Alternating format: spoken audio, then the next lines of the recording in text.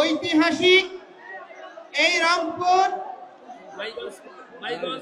Mahiganj college চত্বর প্রাঙ্গণে এবং পুরো অঞ্চলে 5 কিলোমিটার ধরে বিস্তৃত এরিয়াতে আগত উত্তরাঞ্চলের সমস্ত নিপীড়িত, নির্যাতিত, অবহেলিত সনাতনী সংখ্যালঘু জনগোষ্ঠী, আমি প্রারম্ভে আপনাদেরকে অতলান্ত শ্রদ্ধা নিবেদন করছি।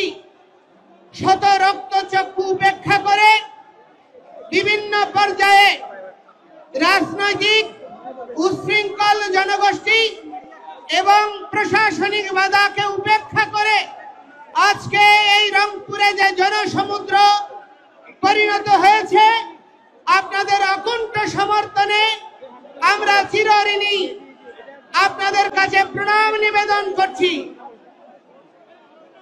অতিশয় দুর্ভাগ্যের সাথে বলতে চাই, গত 5 আগস্টের যে অভ্যুত্থান হয়েছে, সেই অভ্যুত্থানে এই রংপুরেই প্রথম শহীদ হয়েছিল শহীদ আবু সাইদ। কিসের জন্য তিনি আত্মত্যাগ করেছিলেন?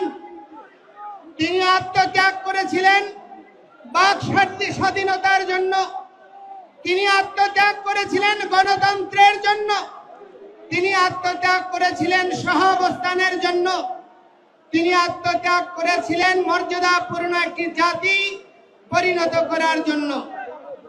শহীদ রুদ্র আত্মাহুতি দান করেছেন সে আন্দোলনে, একজন মুসলমান, একজন হিন্দু। এভাবে পরস্পরের পাশে দাঁড়িয়ে অভ্যুত্থান সাধিত হয়েছে। যাদের আত্মত্যাগ আর বলিদানের বিনিময়ে এই অভ্যুত্থান হয়েছে, তারা কি তার মূল্য পেয়েছে? তারা কি তার মূল্য পেয়েছে? আজকে দেখুন, নেট স্লো করে দেওয়া হয়েছে, প্রতিটি জায়গায় সমাবেশে নেট স্লো করে দেওয়া হচ্ছে। আজকে যিনি তথ্যমন্ত্রী, তিনি দায়িত্ব নিয়েছিলেন গত সরকারের, এই তথ্যমন্ত্রী পলক, তিনি নেট স্লো করে দিয়েছেন এই অভিযোগে তার অবস্থানের পরিবর্তন সাধন করার জন্য। কিন্তু অতিশয় দুর্ভাগ্যের বিষয়, কি পরিবর্তন দেখছি যে আগের চেয়েও একই রকম অবস্থা, কোনো পরিবর্তন হয়নি।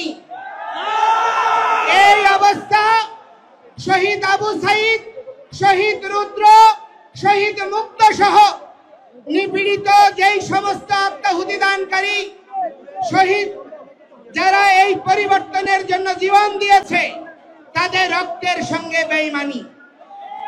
এই অবস্থা আমরা মেনে নিতে পারি না। আজকে 1971 সনে দেশ স্বাধীন হয়েছে, 30 লক্ষ শহীদ হয়েছে। যশোর যে মুক্তিযুদ্ধ জাদুঘর রয়েছে খুলনাতে, তার তত্ত্বাবধানে 40 খণ্ড বই প্রকাশিত হয়েছে।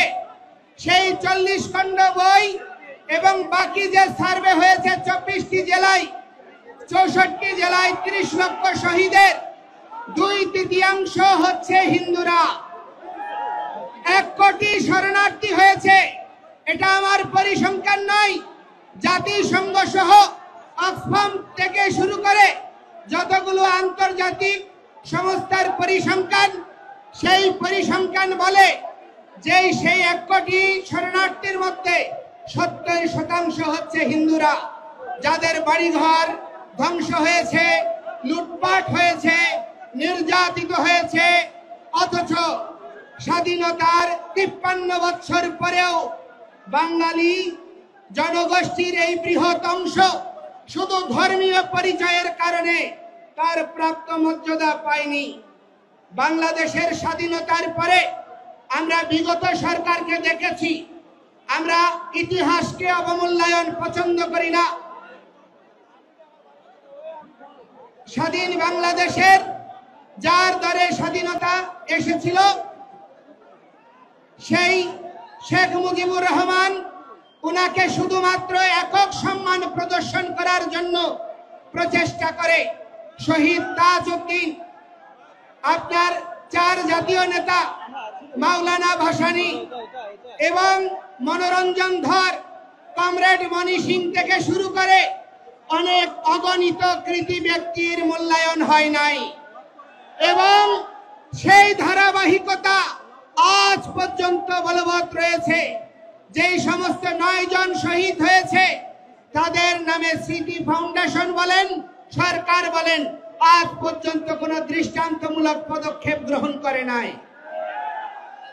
এবং অতিশয় দুর্ভাগ্যের বিষয় যে এই দেশে স্বাধীনতা যুদ্ধে প্রথম শহীদ হয়েছে, যেই শহীদকে বীর শ্রেষ্ঠ বলে ঘোষণা করা হয়েছিল, সেই বীর শ্রেষ্ঠটি হচ্ছে দাস পার্টির প্রতিষ্ঠাতা জগৎজ্যোতি দাস, যাকে তৎকালীন আপনার প্রবাসী সরকার গেজেট প্রকাশ করেছে।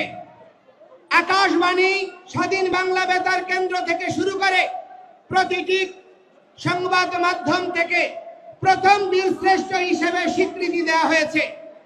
কিন্তু দেখা গেল কি 72-এ এসে সরকার গঠন হওয়ার পরে শুধু হিন্দু অজুহাতে তাকে স্বীকৃতি দিতে হবে বলে কোনো সেনাবাহিনী ছাড়া অন্য কোন সেক্টরের কাউকে আর বীরশ্রেষ্ঠ খেতাব দেওয়া হয়নি এবং সেই জগৎজ্যোতি দাসের বীরশ্রেষ্ঠ খেতাব কেড়ে নেওয়া হয়েছে শুধুমাত্র হিন্দু হওয়ার অপরাধে।